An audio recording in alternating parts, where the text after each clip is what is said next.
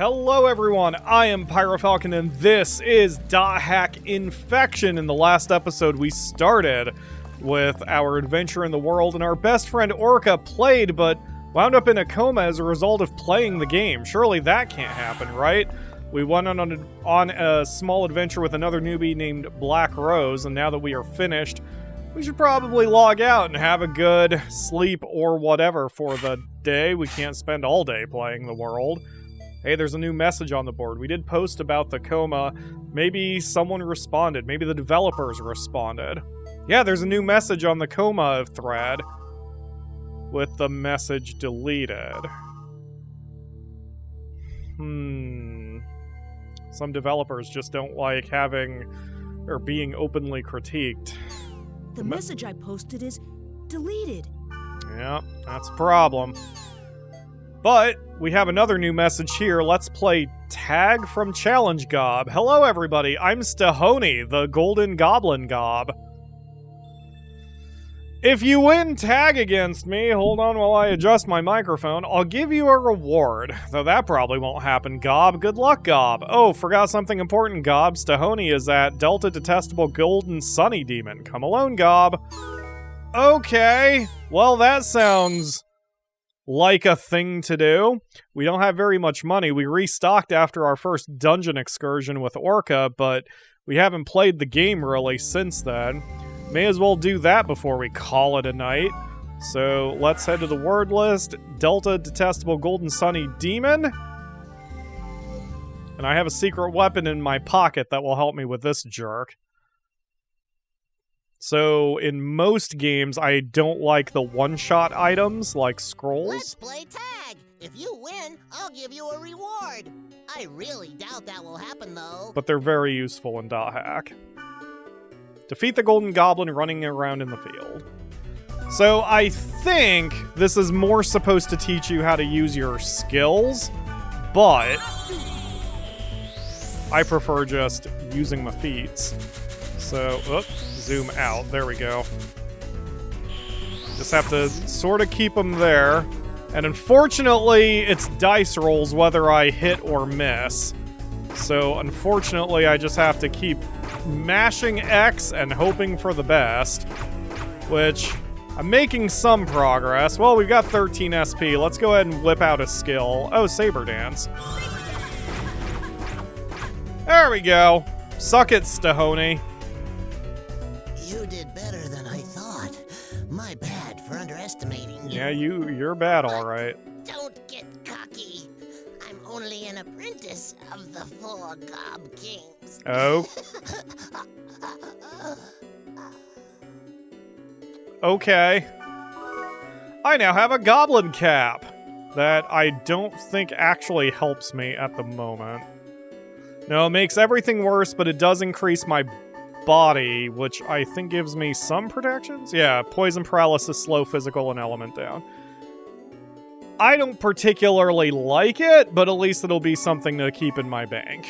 So I don't think there's anything else in this area. I can use what is called a fairy orb, yes, to see if there's anything around the map, but the entire map is blank. Okay, so that was the only point of coming here. Let's get out of here. At least we have some... We got a new piece of gear, which is great. Well, we probably need to do a little grinding before we get much. No, we don't. I just remember the order of the story. So we're gonna run over here to the banks. So, and I have new mail. Oh, thank you, in-game alert. This really... The way .hack is built feels like Final Fantasy XI, which I believe did come out prior to .hack, and was partly influential in the way .hack was designed. So there are some parallel concepts there. And I mean Final Fantasy XI as a product, not as the game itself. Let's see what our new mail is. One from BlackRose. I believe you. I don't really understand it, but I will believe you. I'm actually really busy, but I'll help you when I have time, so call me up. Okay, BlackRose. Thanks. Thank you, it's good to know. Send mail. And Helba.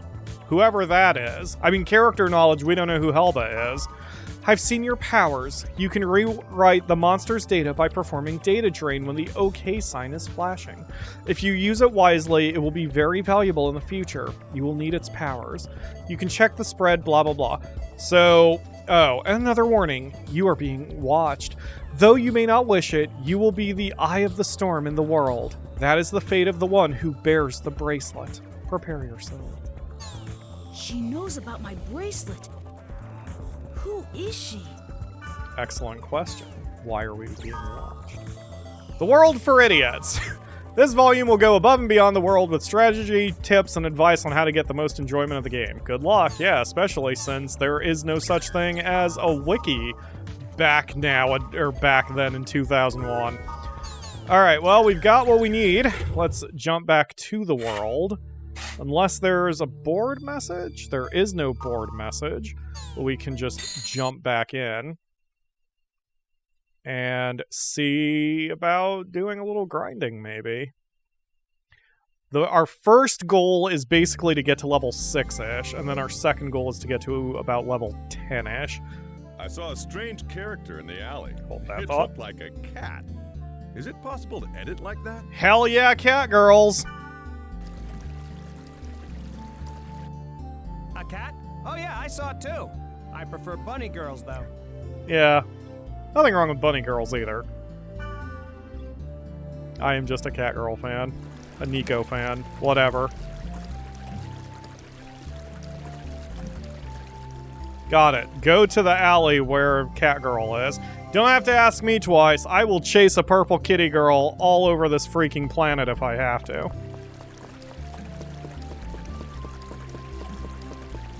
I'm so happy to be playing this game again. I've only ever beaten it once, and I don't remember the particulars of the plot. So that's part of the reason why I'm recording it for YouTube. If the views are anything close to acceptable, I'm going to finish the game mainly for me. Area that's full of aromatic grass. Wanna go? Yeah, sure. Okay, let's get ready then. I definitely prefer cat girls who look more human than that. Excuse me. But I wouldn't kick her out of my apartment. You. Yes, you. Hi. Nice walk. That's a unique bracelet. You can see it? I can't even see it. Can you see it? Yes, of course. Do you mean to say you can't see this nice bracelet? Even if you can't see it. As long as you know it's there, it's the same thing as seeing it, right? No, but okay. Bracelet? Hey, what are you talking about? I can't see any bracelet, Mia. Well, thanks a lot for letting me look at your bracelet. Oh, I can I have your member address, please? somehow. Well, see you around. That is barely an appropriate walk. Elk knows what I'm all about. It's fine, Elk. Go to your friend. Mia? What about the aromatic grass? All right. Well, that happened. It's all right, little Pyro. We'll figure this out as we go. And that's all we really had to do for now. I believe now if I go to the board, I get a keyword. This is why I play ahead and practice. Oh, there's so much information. Keyword creation. I now have an Excel sheet that is trying to keep track of these numbers and keywords for me. I'm sure I could go to GameFAQs and get some sort of oh yeah, what is this? Hold on. Area I recommend for beginners. Delta discovered primitive Touchstone. Monsters don't vary that much in level, so you won't die too quickly and see that dreadful game over screen, but there's 5 floors. The ones on the lower floor are pretty strong.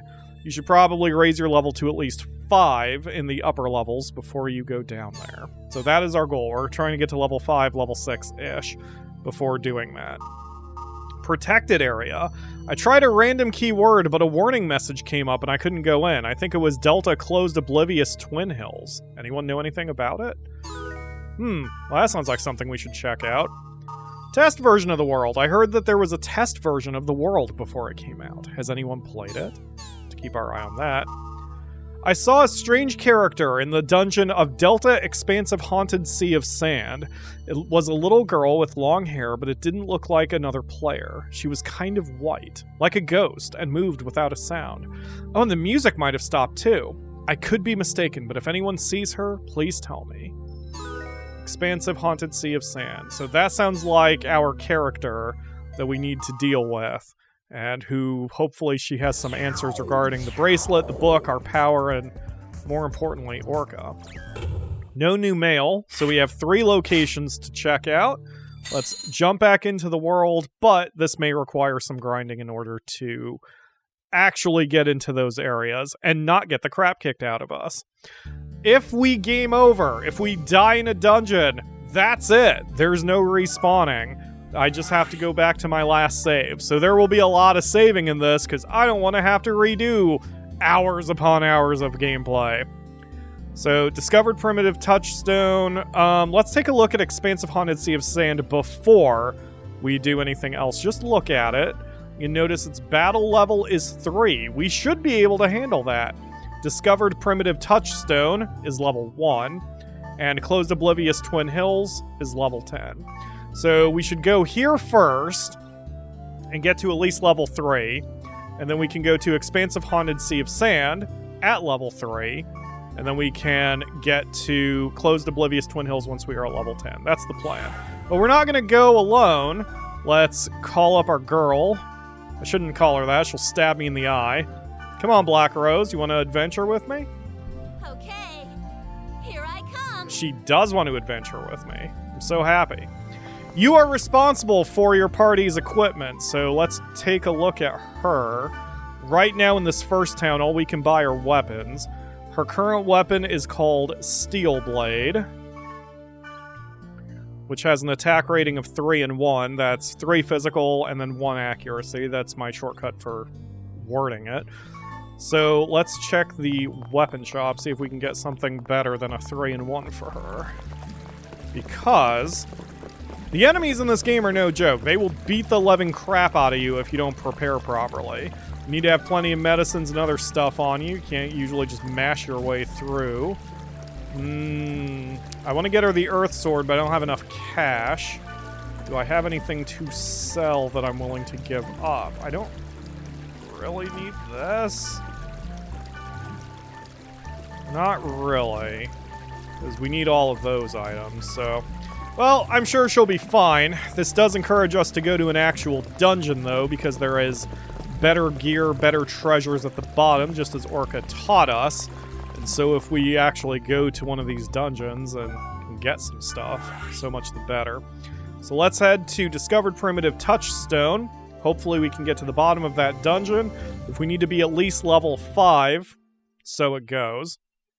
There will be plenty of enemies up on the field, which is the over area. Yes, the overall map. And while we're here, the first thing I'm going to do is activate a fairy orb. And that'll show all the portals. So all of those yellow dots that have shown up on the map are places where enemies will spawn.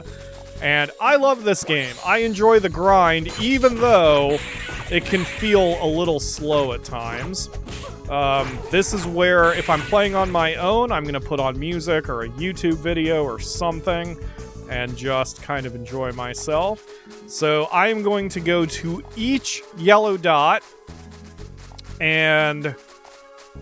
Oh yeah, these pools. You can throw stuff in there. I can't remember what those are used for.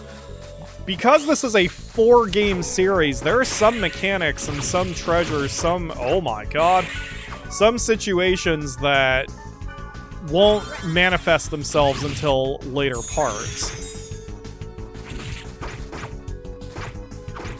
Come on, BlackRose, connect your attacks. Wow, I'm getting the crap kicked out of me compared to her. But she is the tankish, or the berserker, so it makes sense. We want to grab everything we can, because even if we can't get to the end of the dungeon, by going to every place, fighting every enemy, and grabbing every treasure, we'll at least have some cash, so we can sell that and get her a better sword.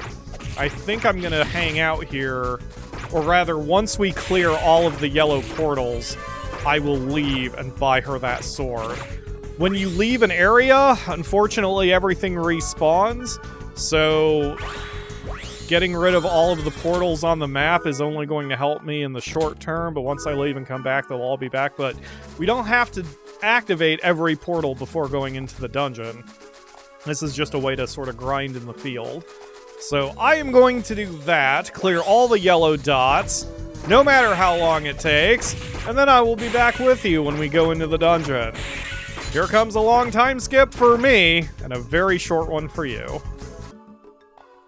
All field portals open. I love little feedbacks like that in the UI.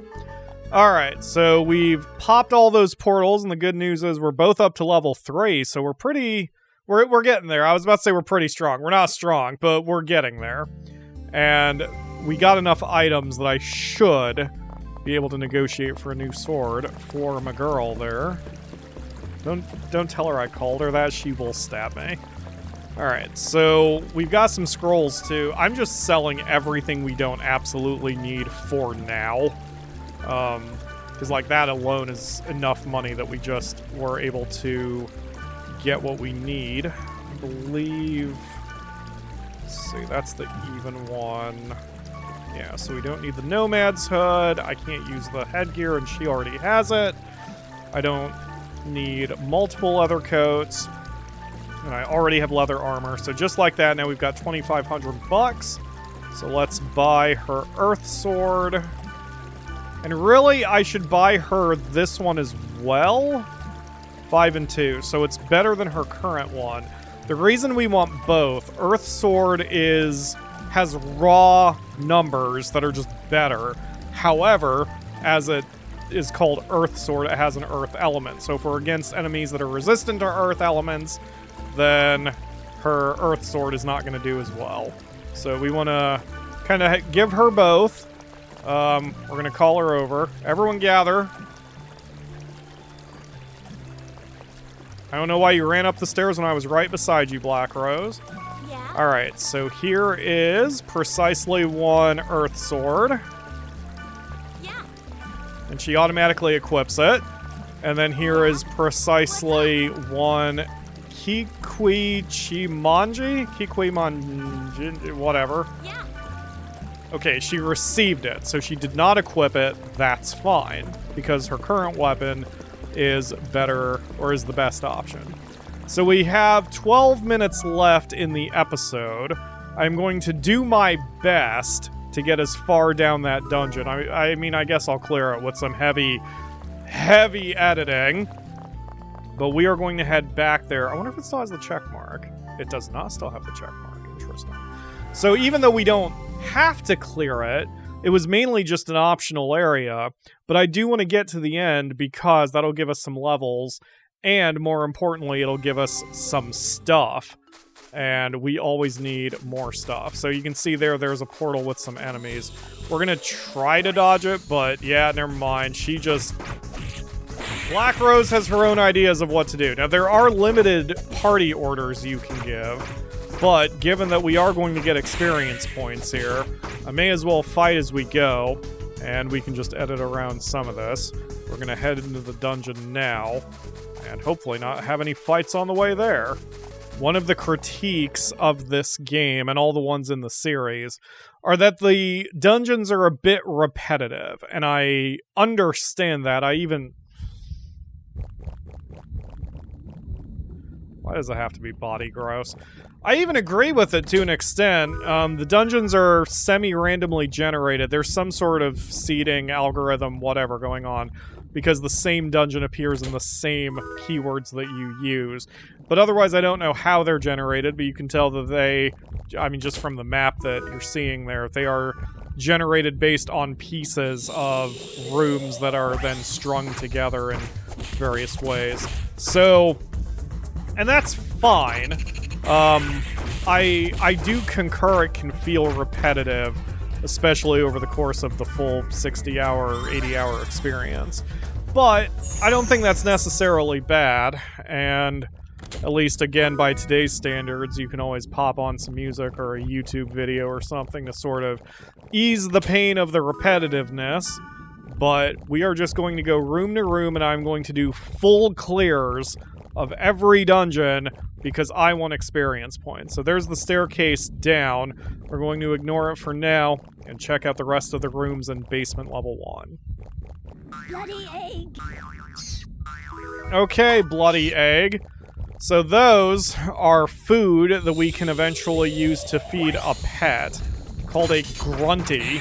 I don't believe grunties are in the first game. I believe they were added in the second, but I could be mistaken. It has been many years since I played .hack, and while I am playing ahead a little bit to make sure that my general flow for these episodes are good, doesn't mean I'm beating the game ahead of myself, if that makes sense. Alright, so we've, completely cleared basement 1 as much as we can. I mean, I can smack around some of the props, like that skeleton man who was sitting there on the floor, if I want more items, but I don't care, and I am not going to walk around breaking every single object, where this game is going to take me 150 hours to beat. So instead, let's head down to basement 2. Basement level 2, mainly same as the first, but those butterfly moth things just poisoned a little Pyro. I could fix it, but the HP bleed is not that much, and there are so many of these deadly moths that the chance of me getting re-poisoned is pretty high. So we're just going to leave me a little sick, which is fine. Reminds me, I need to get my vaccines later next week. Anyway, I always get crazy ill when I get the COVID vaccine. I don't know why. It sucks, and I have to plan for it. But better to be a little sick now when I can plan for it than to be highly, highly ill when I need to go to work. So, fair enough. Anyway, especially since the basic cure spell comes back pretty quick, there's no reason for me to worry too much. Oh, now we're both poisoned, I see. That's okay, BlackRose. If you're gonna vomit, just pick a corner. I mean, we're inside a body horror dungeon. It's not like anyone's gonna notice the puke. Little Pyro's poison has worn off as we're beginning basement level 3 again. Same as the first couple areas. This is what the critics were talking about, that it gets a little samey, a little grindy. All we're doing is running around tapping X a bunch. Come back here, you douche. Did you beat the moth? Good job, BlackRose.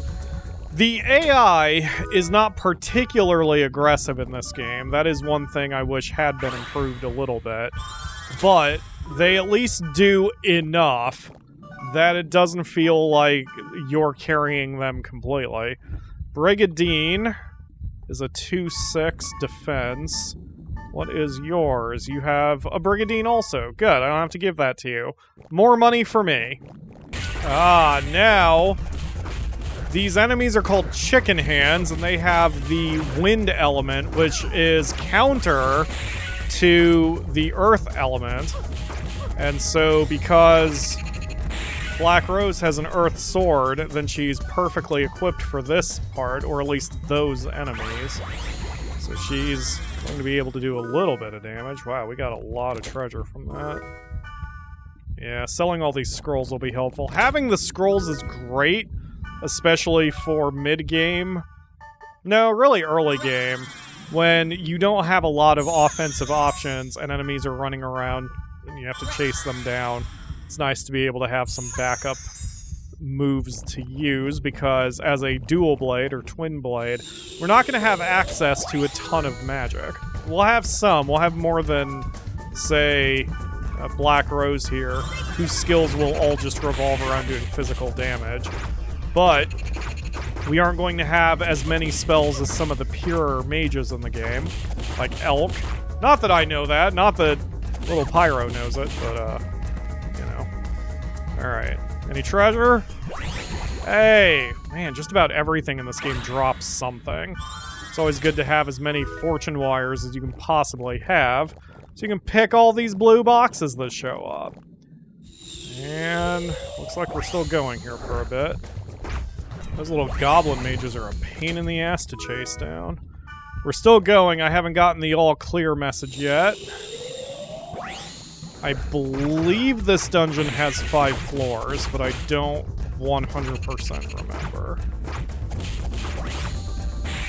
At least we're making short work of the enemies. They're not challenging us in the slightest.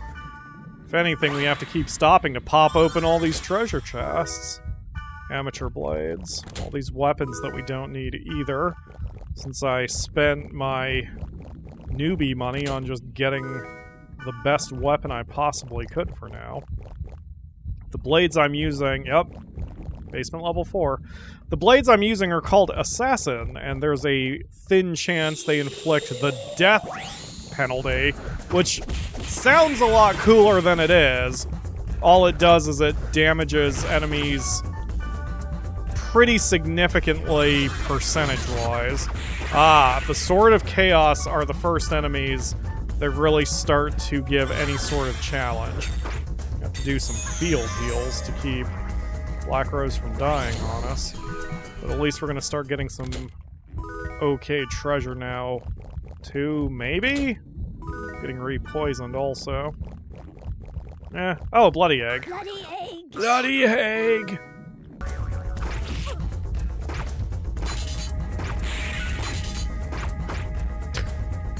Well, that little bit shows how not aggressive the AI partners are sometimes. If I remember right, they increase the aggression of the AI partners later, but I don't remember. That was one strange part about this game being divided into 4 pieces, because it does tell one story. In fact, your save data gets carried across each game, and if I remember right, part of the reason they delayed each game from being released, like they released each part of the game every 3 months, was because it gave them time to respond to certain feedback. Now, they didn't change the engine all that much, but I think they added certain improvements, like aggression or orders or something. They did a few things. And then they couched it in the game's fiction by having a version update to the world that explained all of the changes. It was very interesting. It melded reality with the fiction of the game. Oh, an egg that is not bloody. It's a golden egg. Can't wait to have a grunty.